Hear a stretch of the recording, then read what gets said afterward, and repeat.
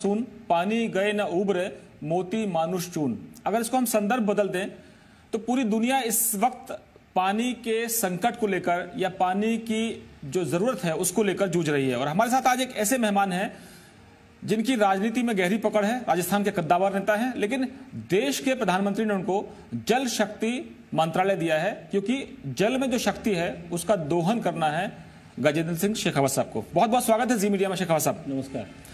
मैंने संदर्भ इसलिए बदला कि हिंदुस्तान हो, दुनिया के कई मुल्क हो, पानी के लिए युद्ध होते हैं, लेकिन एक तरह का पानी वो भी होता है कि पॉलिटिक्स में जो पावर होता है वो भी अपने आप में कहीं वर्चस्व की लड़ाई चलती है। एक बड़ी लड़ाई इस वक्त चल रही है, केंद्र के सामने चुनौती है, विपक्षी एकजुट हो गए हैं, किसानों की लड़ाई।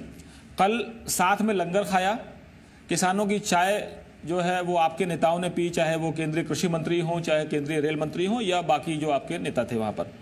आपको क्या लगता है कि किसानों के मामले में सरकार से कहीं चूक हो गई या सरकार उतना भरोसा नहीं जीत पाई जितना उसको जीत लेना चाहिए था? देखिए, मैं इस बात को सिरे से खारिज करता हूं कि सरकार से कहीं चूक हुई है। ये जो 3 कानूनों में संशोधन या नया कानून बनाने जिसको लेकर के इस तरह की स्थिति पैदा की जा रही है, ये 3 कानूनों को आप केवल इन 3 कानूनों के दायरे में रख करके नहीं देख सकते। ये पूरी उस श्रृंखला का हिस्सा है जो कृषि क्षेत्र को के आमूलचूल परिवर्तन के लिए 2014 से माननीय मोदी जी की सरकार ने प्रारंभ किया था। और यदि इसका मूल आधार कहीं है इन सारे फैसलों का, चाहे वो कृषि की तरफ, कृषि क्षेत्र की तरफ देखने का नजरिया बदलना हो, प्रोडक्शन सेंट्रिक अप्रोच से प्रॉफिट सेंट्रिक अप्रोच तक खेती को ले जाना हो, खेती को लाभकारी बनाना, इस सब का आधार जो है वो डॉक्टर स्वामीनाथन साहब के आयोग की रिपोर्ट, जिसे नेशनल फार्मर पॉलिसी का दर्जा दिया गया था, उसकी सारी रिकमेंडेशन पर आधारित है। और डॉक्टर स्वामीनाथन साहब की रिपोर्ट, जिसे लागू करने के लिए किसानों ने के हर एक आंदोलन में आवाज उठाई गई, उसमें जो मूल बिंदु थे, पहला विषय, अगर मैं 6-7 मूल जो मेन पिलर्स है उनकी बात करूं, पहला विषय था लैंड रिफॉर्म्स का, कि भूमि सुधार देश में होना चाहिए। दूसरा विषय था इरिगेशन कवरेज बढ़ना चाहिए। तीसरा विषय था free flow of agriculture credit होना चाहिए।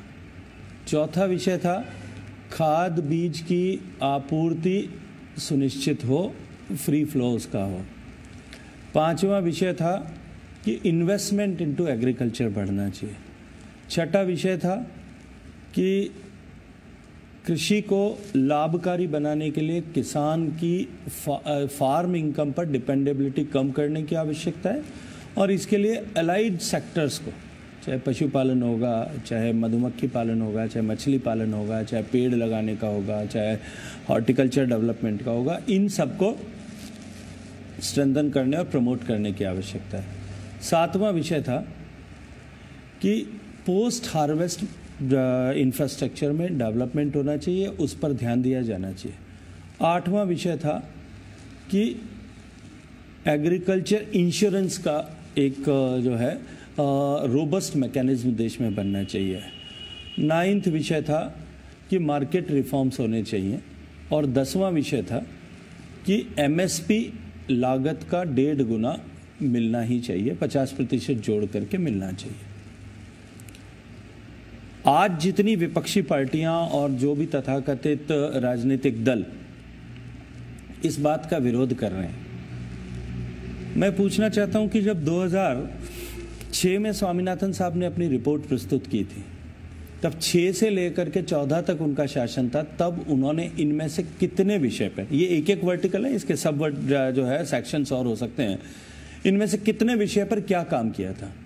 और दूसरी तरफ ये माननीय मोदी जी की सरकार है कि 2014 से लेकर के आज तक इन सारे वर्टिकल्स पर स्वामीनाथन साहब के आयोग की रिपोर्ट की मंशा के अनुरूप जितनी रिकमेंडेशंस थी उन सब पर हमने काम किया। हर एक रिकमेंडेशन पर काम करने के क्रम में अब वर्तमान में इन 3 कानूनों के माध्यम से मार्केट रिफॉर्म्स किए गए। आज जितनी पॉलिटिकल पार्टियां इसका विरोध कर रही हैं, आप उठा करके देख लीजिए, उन्होंने हमेशा ही इन सारे रिकमेंडेशंस कि इनको माना जाए, इन्हें लागू किया जाना चाहिए, इसकी वकालत कहीं ना कहीं लिखित अलिखित भाषणों में सब जगह पर की है। लेकिन आज तो वो इसका फायदा उठा रहे हैं। वो कह रहे हैं कि जो मोदी सरकार है, भले ही वो साल में जो किसानों के खाते में एक रकम डालती है और उसके जरिए उन्होंने अपना एक आधार भी मजबूत किया था, लेकिन आज चाहे आम आदमी पार्टी हो, चाहे आपके सहयोगी दल रहे हो, अकाली दल बादल, वो बैठे हुए हैं, कांग्रेस बैठी हुई है, या और भी दल हैं जो आपके विरोध में, वो सब कहते हैं कि मौजूदा सरकार किसानों की बात नहीं सुन रही है, उद्योगपतियों की बात सुन रही है, क्योंकि वो जमीनें हड़प लेंगे। देखिए, जिन पॉलिटिकल पार्टीज का आपने नाम लिया, मैंने बहुत जो है सुलझे हुए शब्दों में ये कहा था कि ऐसे पॉलिटिकल पार्टियां जो हमेशा इसकी मांग करती रही, वही आज हो जाने पर इसका विरोध कर रही, यू टर्न किया। मैं इससे आगे जाकर के बात करना चाहता हूं, ऐसी सारी पॉलिटिकल पार्टियां जिनको जनता ने लोकतंत्र के समर में नकार दिया, या जिनकी लोकतांत्रिक जमीन खिसकती जा रही है, लोकतांत्रिक धरातल जिनका समाप्त होता जा रहा है, वो सारी पॉलिटिकल पार्टियां नॉन इशू को इशू बना करके किसान के कंधे पर बंदूक रख करके अपना लक्ष्य साधन करना चाहती है, अपने हित आकांक्षाओं की पूर्ति करना चाहती है। राजनीतिक जमीन को अपनी वापस हरा करने के लिए किसान के कंधे का प्रयोग किया जा रहा है,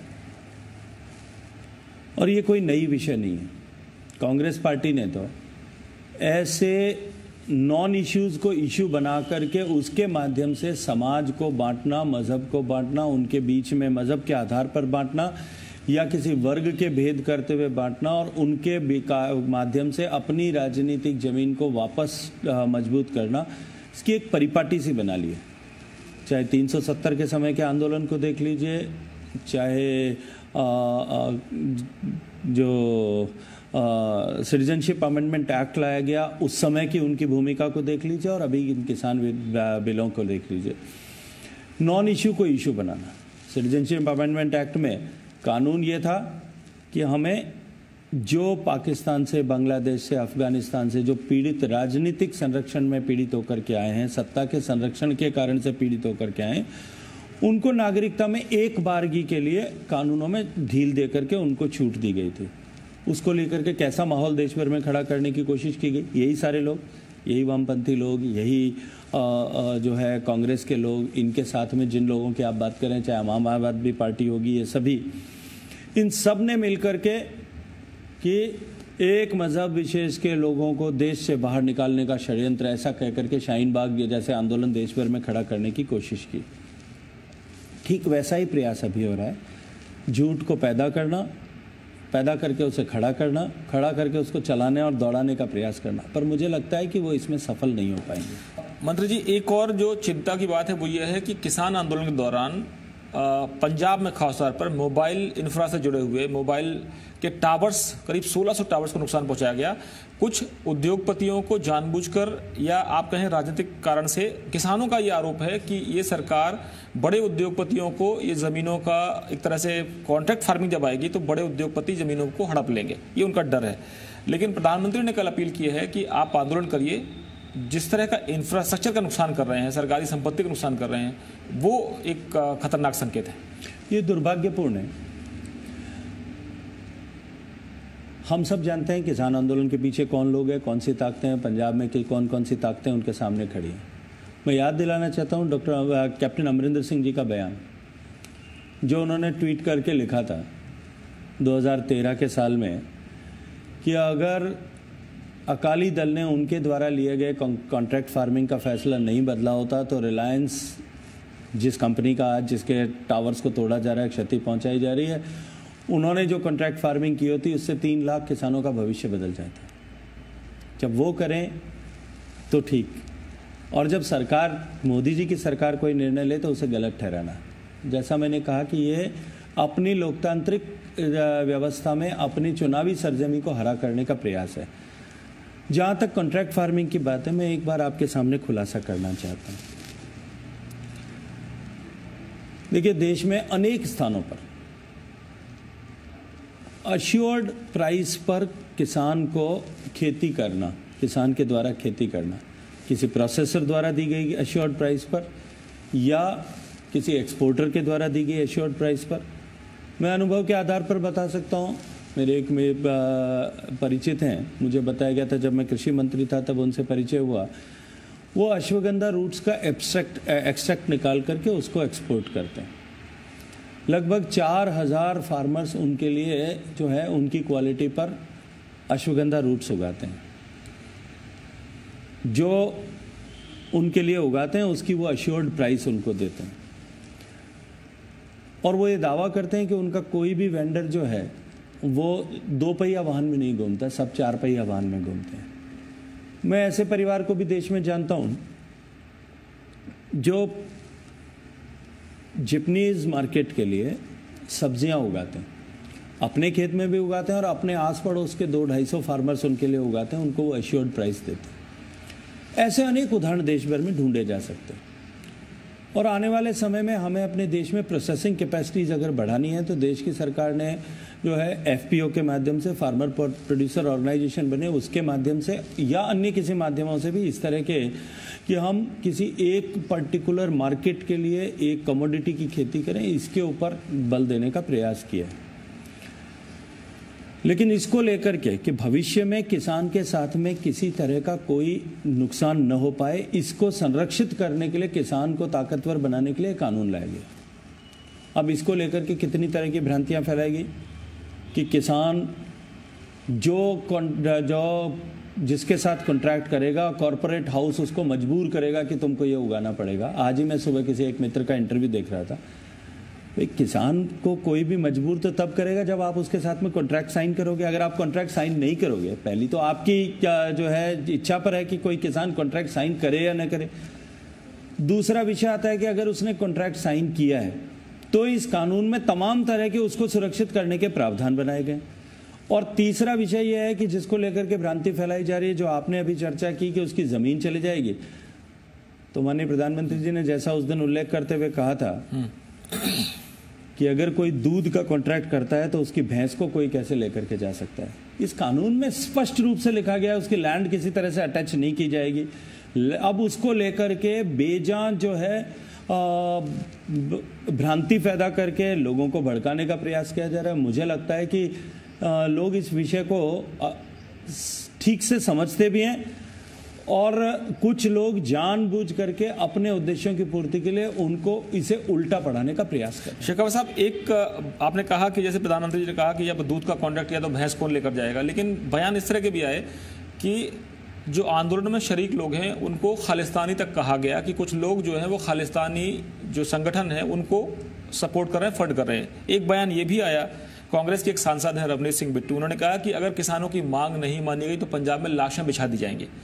तो जब हम फार्मर्स की बात कर रहे हैं, 6 दौर की बातचीत हो गई है, कल एक संकेत मिला है कि 4 जनवरी को होने वाली आगे बातचीत में कुछ रास्ता निकल सकता है।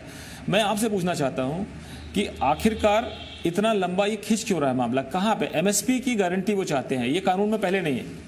देखिए, मैंने अभी अपनी बातचीत में कहा कि ये इसलिए खींच रहा है क्योंकि कुछ लोग अपनी राजनीतिक जमीन को तलाशने के लिए इसको खींचने की प्रयास कर रहे हैं, जानबूझ करके इसको आगे बढ़ाया जा रहा है। आपने रवनीत सिंह बिट्टू जी का उल्लेख किया, मुझे याद है लोकसभा में जो उन्होंने अपने इस बिल पर चर्चा के दौरान जो उन्होंने वक्तव्य दिया था, उन्होंने कहा था किसान 10 साल तक कॉन्ट्रैक्ट फार्मिंग हो जाएगी, 10 साल बाद में उसके इम्प्लीमेंट खत्म हो जाएंगे, उसका ट्रैक्टर नहीं रहेगा, वो खेती कैसे करेगा। मैंने उस दिन भी उनसे कहा था, बहस खत्म होने के बाद में मैंने उनसे कहा था कि मित्र, कानून को ठीक से पढ़ लिया होता तो शायद आपको ये बयान नहीं देना होता।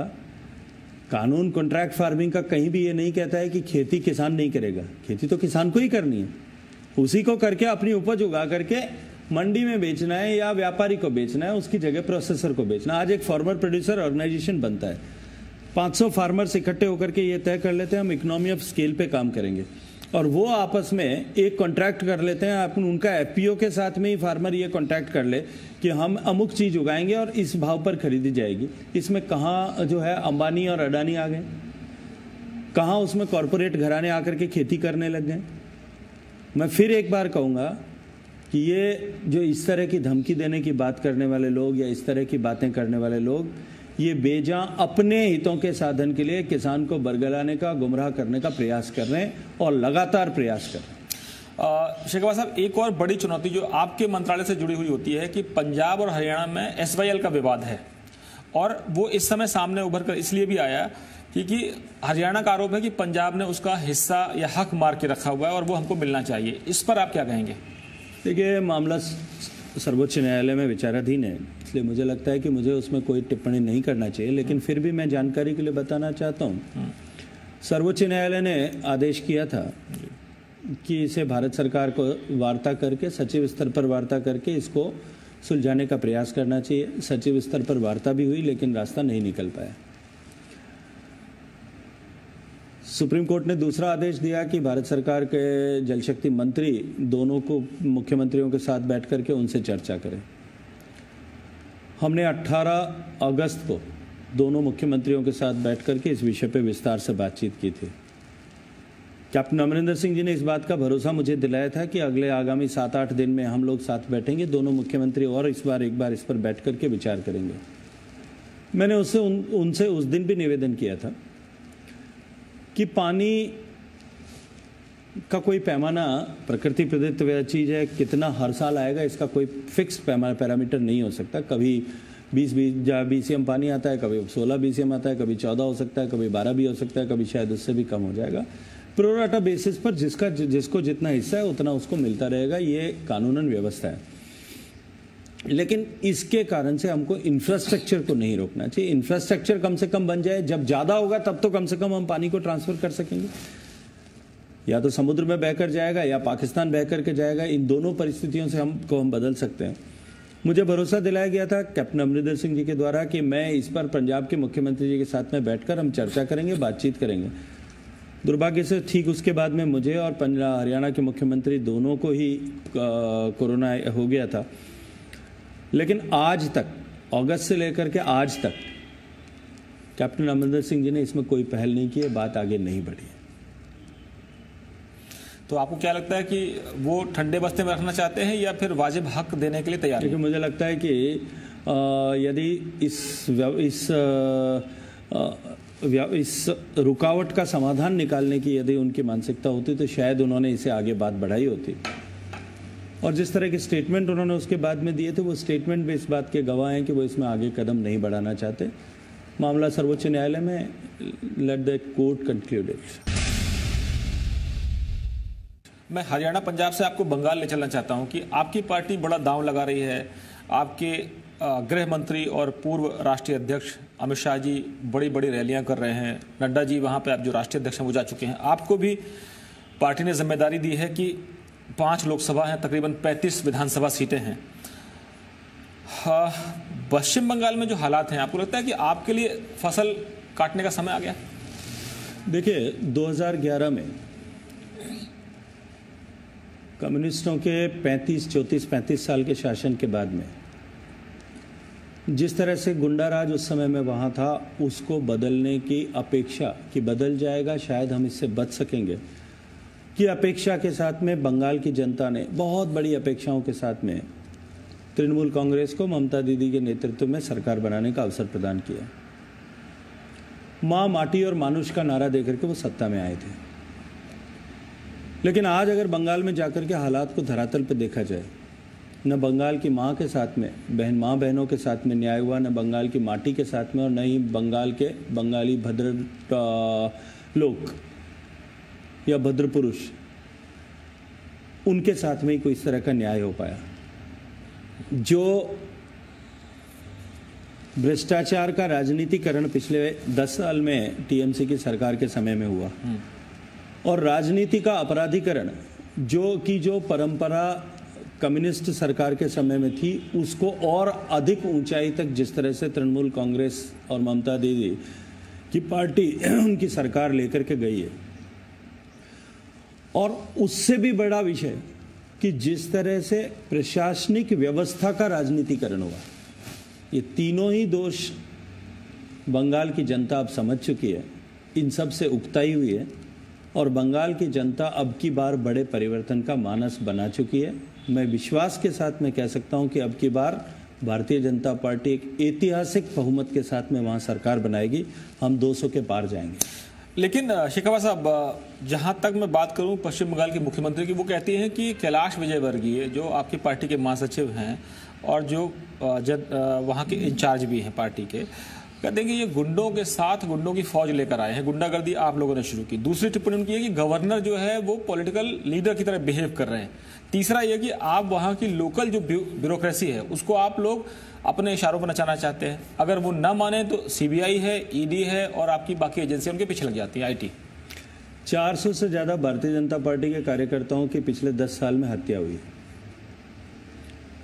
हजारों कार्यकर्ताओं के घर बार तोड़ दिए गए, हजार कार्यकर्ताओं को निरपराध जेलों में ठूंसा गया, पुलिस कस्टडी में उनको यातनाएं दी गई, हजारों कार्यकर्ताओं का अब के साथ में दुर्व्यवहार हुआ है, सैकड़ों महिला कार्यकर्ताओं के साथ में अपमानजनक व्यवहार हुआ है, उनको पीटा गया, उनके हाथ पांव तोड़ दिए गए। इतना सब हो जाने के बावजूद क्या ममता जी को ये सब टिप्पणियां करने का अधिकार शेष बचा है?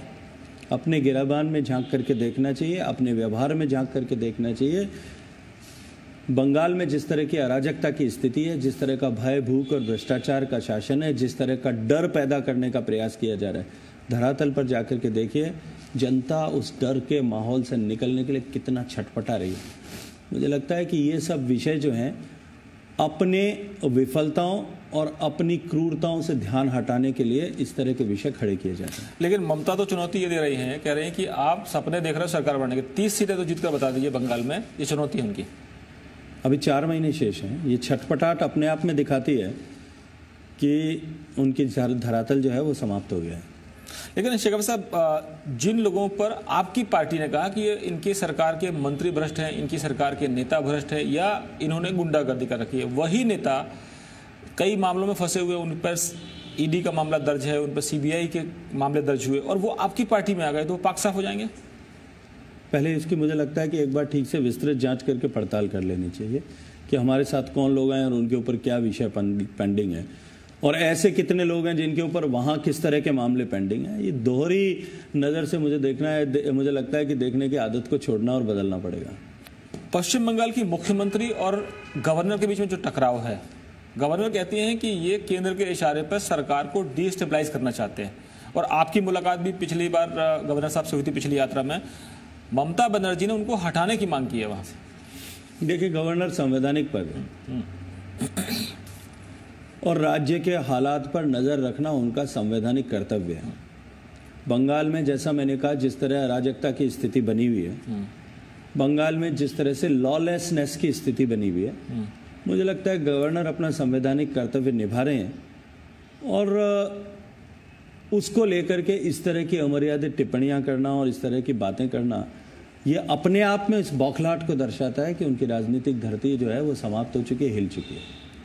आपके मंत्रालय से जुड़ी कई योजनाएं हैं, आप फरक्का बैराज भी गए थे, आपने वहां पे कहा कि राज्य सरकार जो है राज्य के 4 करोड़ जो लोग हैं उनको 80 केंद्रीय परियोजनाओं से वंचित करती है केवल पॉलिटिकल वेंडेटा के लिए। बिल्कुल, मैं आपको उससे भी आगे ले जाना चाहता हूँ। आप शासन व्यवस्था की बात कर रहे हैं। बंगाल में फरक्का परियोजना जो बराज प्रोजेक्ट है वो भारत सरकार का प्रोजेक्ट है। मैं एक उदाहरण देना चाहता हूँ लॉलेसनेस की जो मैंने बात की। 2500 मकान भारत सरकार के वहाँ कॉलोनी में बने हुए हैं और उन 2500 मकानों में से 1600 से ज़्यादा मकानों में अवैध रूप से अतिक्रमण करके लोग रह रहे हैं। लोगों ने कब्जा किया और गुंडागिरी के आधार पर कब्जा किया, धमका करके हमारे अधिकारियों को धमका करके उनके घर खाली करा करके उन पर कब्जा कर लिया। और जब हमारा जो जनरल मैनेजर या हमारा अधिकारी पुलिस में कंप्लेन लेकर के जाता है, पुलिस उसको नॉन कॉग्निजेबल ऑफेंस मान करके सिर्फ रोजनामचे में दर्ज करके उसको कागज पकड़ा देती है। मैं पूछना चाहता हूँ कि भारत सरकार की संपत्ति की रक्षा का दायित्व वहाँ के प्रशासन का नहीं, या भारत सरकार की रक्षा संपत्ति को के ऊपर अपने आपराधिक तत्वों के माध्यम से इस तरह से कब्जा कराने का उन्होंने ठेका ले रखा है। और मैं फिर एक बार कहना चाहता हूं कि बंगाल के 4 करोड़ लोगों को मरहूम किया गया है, देश की सरकार द्वारा बनाई गई योजनाओं से मरहूम किया गया। आज अभी पिछली 25 तारीख को माननीय प्रधानमंत्री जी ने, आप ही ने जिक्र किया, एक बटन दबाया और देश के 9 करोड़ से ज़्यादा किसानों के खाते में 18,000 करोड़ रुपए ट्रांसफर हुए। बंगाल के 70 लाख किसान इसके पात्र हैं। मैं पूछना चाहता हूं कि क्यों बंगाल के किसान के बेटे के मुंह का निवाला छीना गया? क्यों उसे 2000 करोड़ रुपए से महरूम किया गया? और बंगाल के किसानों का 70 लाख किसानों को 2000 मतलब 1400 करोड़ रुपए होते हैं। अगर पिछले 4 किस्तें जो अब तक गई अगर उनकी भी कैलकुलेशन करें तो लगभग 5600 करोड़ रुपए, 5600 करोड़ रुपए किसान के खाते में, किसान के घर में जाने चाहिए थे। उससे क्यों उनको महरूम किया गया? बूढ़े माँ बाप के इलाज के लिए, अपनी बीमार पत्नी के इलाज के लिए, अपने बीमार बच्चों के इलाज के लिए, अपने इलाज के लिए आयुष्मान भारत योजना, दुनिया की सबसे बड़ी चिकित्सा योजना माननीय प्रधानमंत्री जी ने प्रारंभ की। किस डर से, किस कारण से बंगाल के लोगों को इससे महरूम किया गया? इन सब विषयों पर हमको विचार करना पड़ेगा, इन सब विषयों को देखना पड़ेगा। और जनता निश्चित रूप से इन सब विषयों को देख रही है, बंगाल की जनता भी देख रही है और इसीलिए परिवर्तन का मानस बनाया। लेकिन चेहरा ममता बनर्जी एक तरफ है, आपकी पार्टी में चेहरा प्रधानमंत्री हैं, तो स्थानीय स्तर पर कोई नेता आपके पास है जिसका चेहरा आगे करेंगे, या आपकी पार्टी कहती है हम संगठन से लड़ेंगे, जब समय आगे तब तय कर लेंगे? देखिए, भारतीय जनता पार्टी की परंपरा नहीं, आज तक का इतिहास उठाकर देख लीजिए। जहां हमने पहली बार सरकार बनाई है, चुनाव लड़े हैं, पहली बार सरकार का चेहरा लेकर के हम सरकार बनाने के लिए हम कामयाब हुए हैं, हमने कभी पहला चेहरा डिक्लेयर नहीं किया।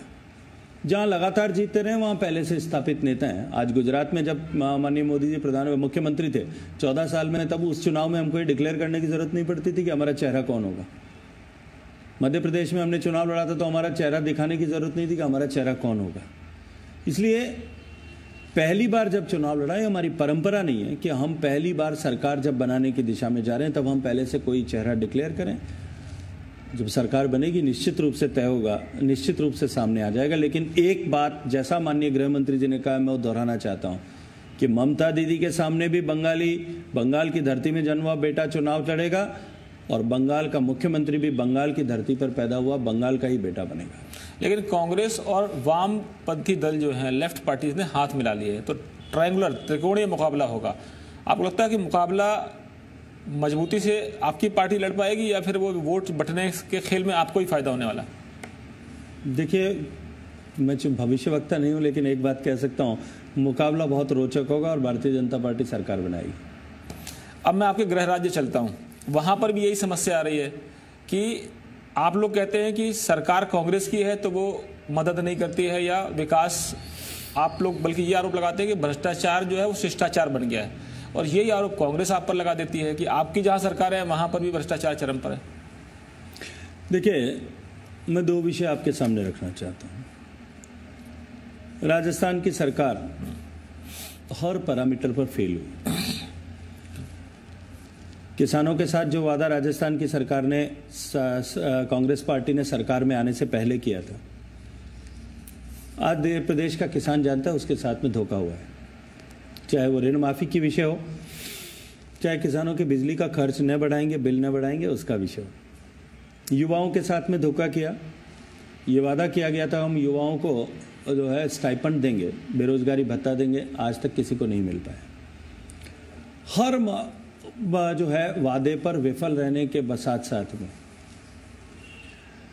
राजस्थान में जिस तरह से लॉ एंड ऑर्डर की दुर्दशा हुई है, ऐसा पहले कभी नहीं हुआ था कि राजस्थान में इस तरह से गैंगरेप की घटनाएं हो, महिलाओं के प्रति इस तरह से अत्याचार अपराध बढ़े, और उसके साथ साथ में उन सबको ढकने के लिए सरकारी तंत्र जो है और या सरकार मिलकर के प्रयास करे, उनको छुपाने के लिए प्रयास करे। ऐसा कभी नहीं हुआ था कि अपराधी इतने बेखौफ हो जाएं कि थाने में से आप जो है अपने अपराधी साथियों को छुड़ा करके ले जाएं और पुलिस मूक दर्शक बनी हुई देखती रहे।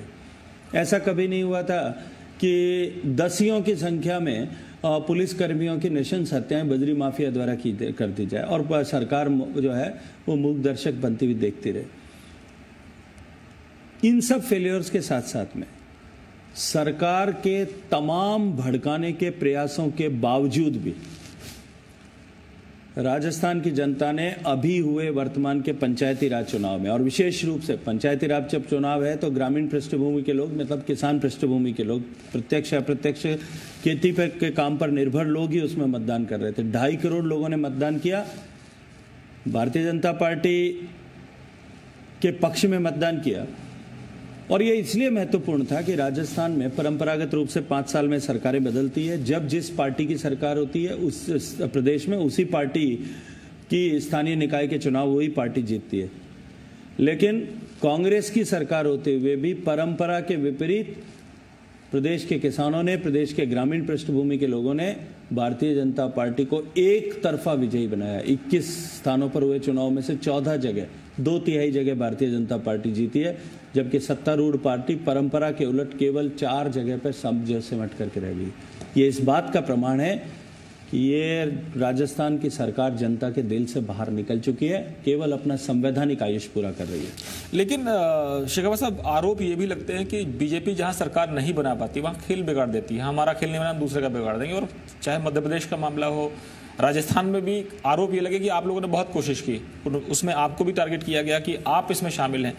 इसके अलावा अगर आप महाराष्ट्र की बात करें तो सुबह 4 बजे शपथ कहीं नहीं देखी गई थी हिंदुस्तान में, वो आपकी पार्टी ने करा ली। देखिए, मध्य प्रदेश में कांग्रेस पार्टी जिस तरह से टूट करके आई और जिस तरह से विघटन हुआ कांग्रेस पार्टी में, वो हम सबके सामने है। लेकिन उसके बाद में हुए चुनाव में मध्य प्रदेश की जनता ने जिस तरह से सुशासन के नाम पर आदरणीय शिवराज सिंह जी के नेतृत्व में सरकार को समर्थन और मत दिया, ये इस बात का प्रमाण है कि मध्य प्रदेश की जनता भी अपने को अपने साथ धोखा हुआ है ऐसा महसूस कर रही थी। जहां तक राजस्थान का प्रश्न है, जब राजस्थान में राजनीतिक संकट पिछले महीनों में जब उत्पन्न हुआ था, अनेक तरह के लांछन लगाए गए, हमारे ऊपर दोष लगाया गया, माननीय गृह मंत्री जी का नाम लेकर के उनको ऊपर कि ये षड्यंत्र कर रहे हैं ऐसा कहा गया।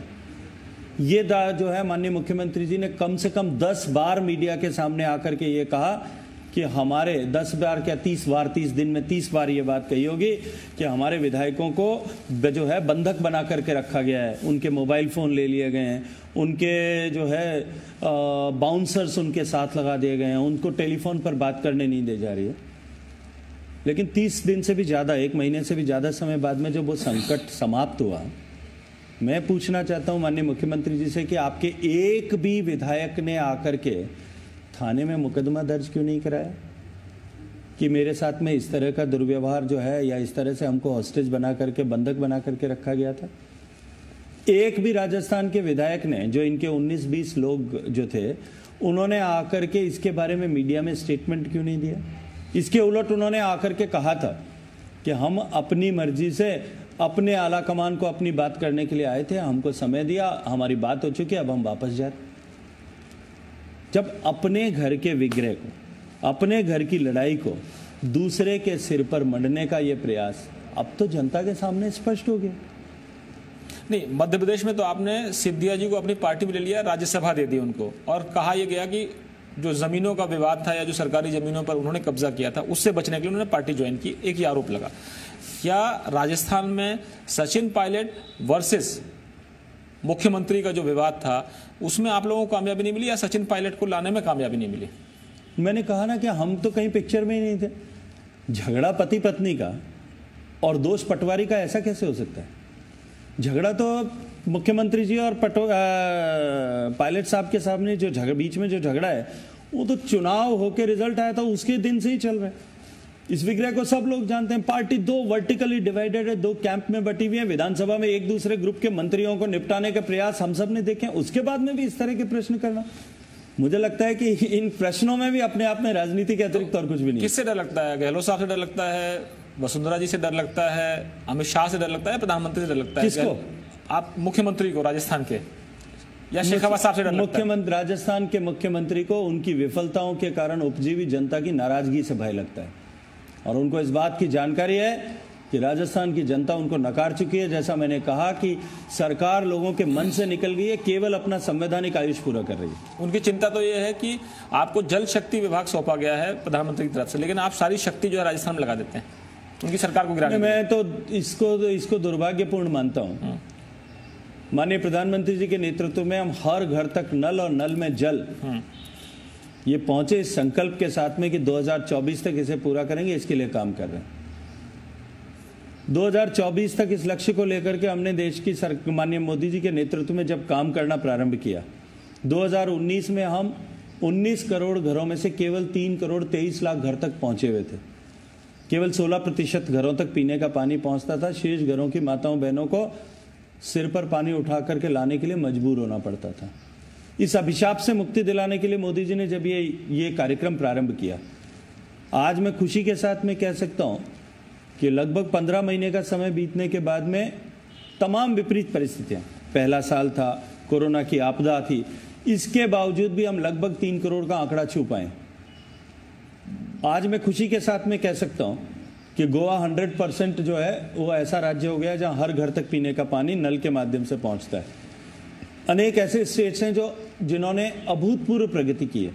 तेलंगाना 99% से ऊपर पहुंचा है, गुजरात ने बहुत अच्छा प्रदर्शन किया है, Haryana have done exceptionally well, Uttar Pradesh बहुत अच्छा काम कर रहा है, हिमाचल प्रदेश ने बहुत अच्छा काम किया है, कर्नाटक में काम ने गति पकड़ना प्रारंभ किया है, महाराष्ट्र में काम गति के साथ में हो रहा है।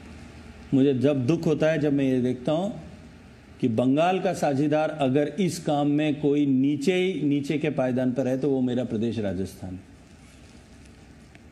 पहले वर्ष में जितना धनराशि भारत सरकार ने मुहैया कराई थी, आज तक उसका भी पूरा जो है यूटिलाइजेशन सर्टिफिकेट सबमिट नहीं हो पाया। उसके कारण से दूसरे साल की राशि लेने की पात्रता भी राजस्थान अर्जित नहीं कर पाया। जो वृद्धि उसके बाद में की गई 32% से 42% जो है वो डिस्पेंसिंग राज्य सरकारों को की जाने लगी। उसके बाद में केवल नॉर्थ ईस्टर्न और जो है हिली स्टेट्स को ही 90% ग्रांट मिलती है, बाकी किसी को नहीं मिलती, किसी मैदानी राज्य को नहीं मिलती।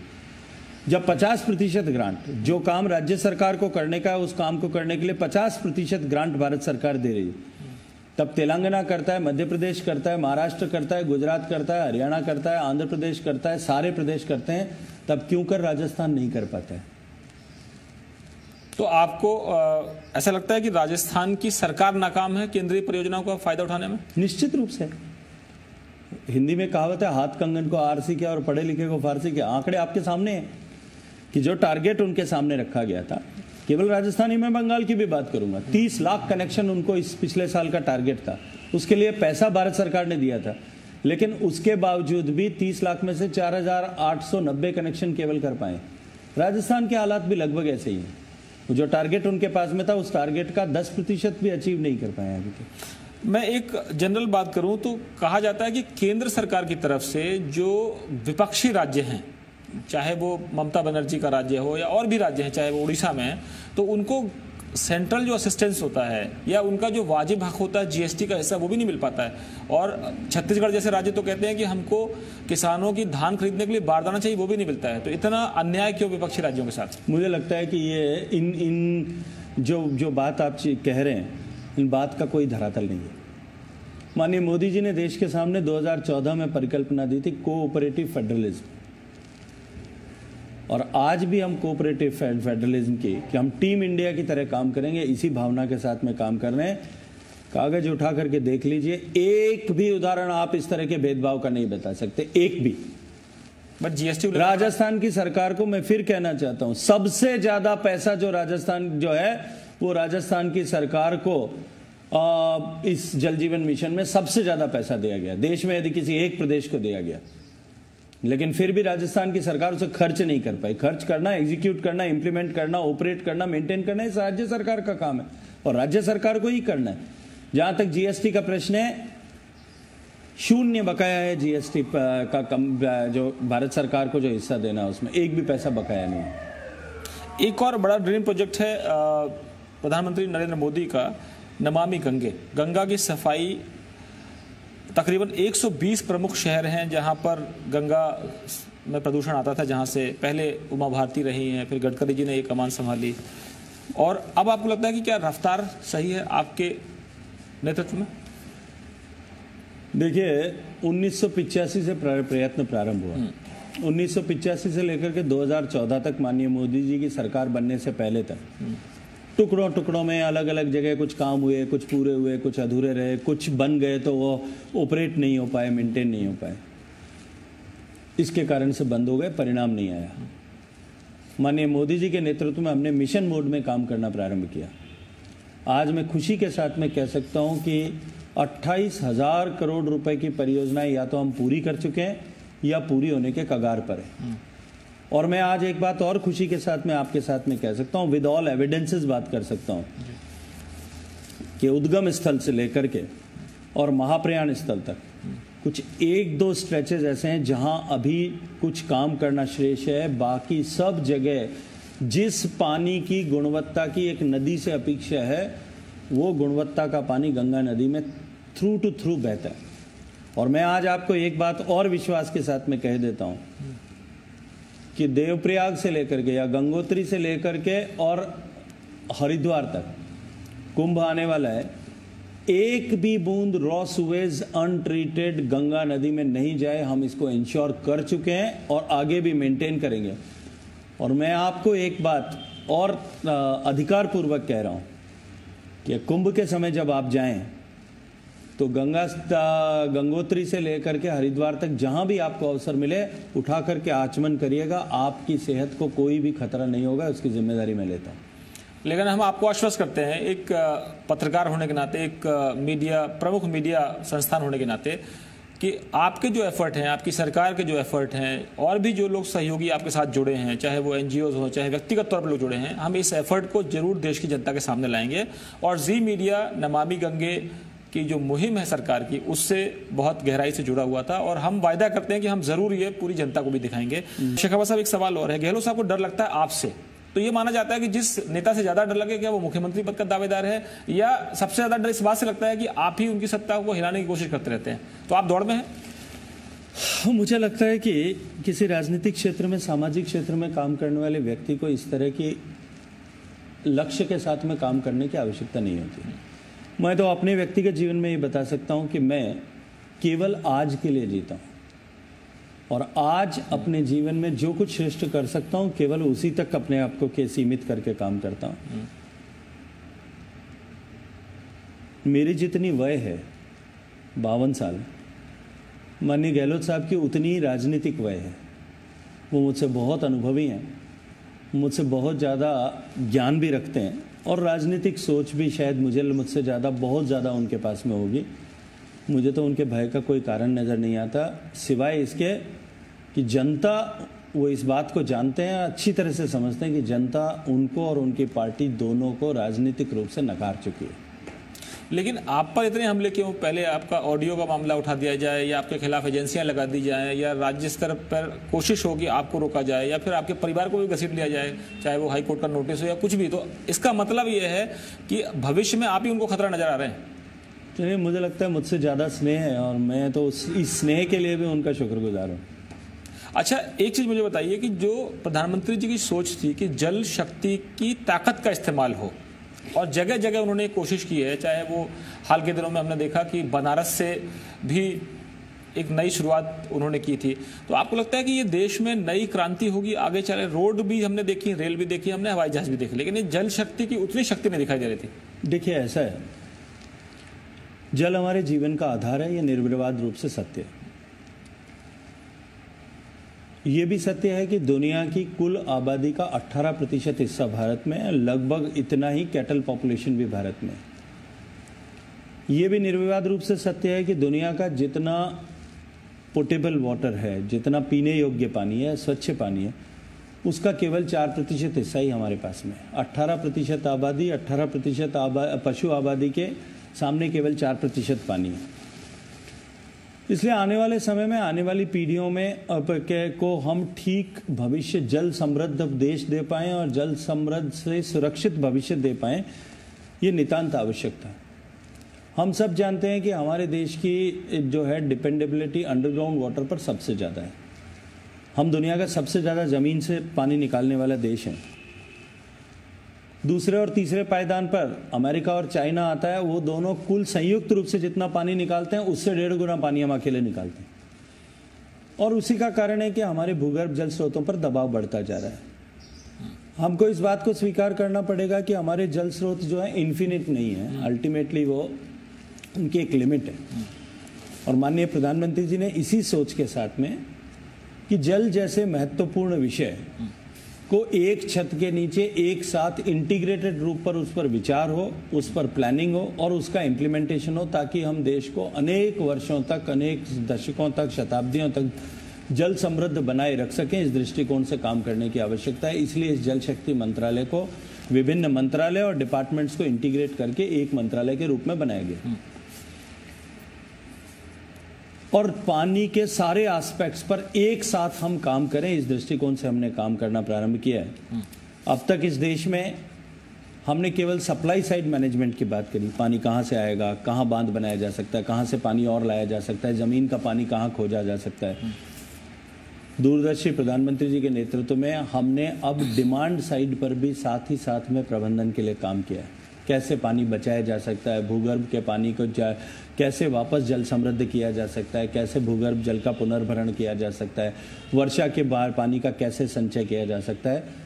माननीय प्रधानमंत्री जी ने खुद अनेक अवसरों पर इन सारे विषयों पर देश में जन जागरण का काम किया है, क्योंकि ये बात निर्विवाद रूप से सत्य है कि ऐसे महत्वपूर्ण विषय में सफलता तभी प्राप्त की जा सकती है जब ये एक जन आंदोलन का स्वरूप लें, और जल का आंदोलन जन जन का आंदोलन बनाने में हमने कामयाबी प्राप्त की है। मेरा एक आखिरी सवाल यह है कि एक बार प्रधानमंत्री जी ने इस तरह का संकेत दिया, इशारा किया कि पाकिस्तान की तरफ जो जाने वाला पानी है वो बहुत बर्बाद भी होता है, रावी हो, व्यास हो, सतलज हो, और जो चाइना की तरफ से जो इस तरह से डैम बड़े बड़े बनाने की बात हो रही है, तो कई बार आपको लगता है कि वो एक तरह से सुरक्षा के लिहाज से भी खतरा होगा। ये अंतर्राष्ट्रीय मुद्दे हैं, हमें सुरक्षा से जुड़े हुए मुद्दे हैं, लेकिन मैं आपसे एक राजनेता के तौर पर, एक मंत्री के तौर पर आपसे ये पूछना चाहता हूँ कि ये हमारी कितनी बड़ी चिंता है कि हमारा पानी अपने देश में इस्तेमाल ना हो, पाकिस्तान की तरफ चला जाए और चाइना वहाँ से हमारे ऊपर दबाव डाल रहा है। देखिए, जब देश आज़ाद हुआ तब हमारी नदियों का बंटवारा हुआ। झेलम, चेनाब, सिंधु, ये तीनों नदियाँ जो पश्चिम की तरफ बहती थी वो पाकिस्तान को मिली, रावी, ब्यास, सतलज तीनों हमें मिला। अब ये मैं प्रश्न नहीं खड़ा करना चाहता कि उस समय क्यों करके देश के हितों के साथ समझौता किया, 20% हिस्सा गया था, हमने 68% पानी क्यों पाकिस्तान को दिया, इन विषयों को अभी मैं छोड़ दूँ। लेकिन हमारी नदियों का पानी भी कुछ ज्योग्राफिकल कंडीशंस के कारण से, कुछ मैनेजमेंट के दृष्टिकोण से कई बार पाकिस्तान में जाता है, और माननीय प्रधानमंत्री जी ने स्पष्ट कहा कि अब खून और पानी एक साथ नहीं बहेगा। ऐसी सहायक नदियां रावी की जिनका पानी अनटैप्ड पाकिस्तान में जाता है, उस पानी को, उन नदियों को बांध बना करके, इंफ्रास्ट्रक्चर क्रिएट करके, उनके पानी को भारत की भूमि पर भारत के किसान के उपयोग के लिए, भारत के लोगों के पीने के पानी के उपयोग के लिए लाया जाना, इसके लिए हम कृत संकल्प हैं। हमने काम करना प्रारंभ कर दिया है और शीघ्र इस बात को सुनिश्चित करेंगे कि एक भी बूंद भारत के हिस्से का पानी पाकिस्तान में नहीं जाए। जहां तक चीन का विषय है, आपने भी कहा, भारत सरकार इन सारे विषयों के प्रति सावचेत है, हम जागरूक हैं, और भारत के जल भंडारों की सुरक्षा और देश की सुरक्षा के लिए मैं कहीं भी चूक माननीय नरेंद्र मोदी जी के नेतृत्व में काम करने वाली सरकार के होते हुए हो नहीं सकती। बहुत बहुत धन्यवाद मंत्री जी, जी मीडिया से बातचीत करने के लिए। और जैसा मैंने शुरुआत में कहा था कि दोहा तो हमने सुना है, लेकिन वो दूसरे संदर्भ में था, और आज का संदर्भ जो मंत्री जी ने विस्तृत तौर पर बताया कि पानी कितना अहम है, चाहे वो सियासत का पानी हो या वाकई जल ही जीवन जिसकी बात हम कर रहे हैं। और हम उम्मीद करते हैं कि नमामि गंगे जैसे मिशन, सरकार जो मिशन मोड में काम कर रही है, वो कामयाब होंगे और हम सब मिलकर उसमें सरकार की मदद भी करें तो ज़्यादा बेहतर होगा। बहुत बहुत शुक्रिया आपका जी मीडिया से बातचीत करने के लिए। धन्यवाद।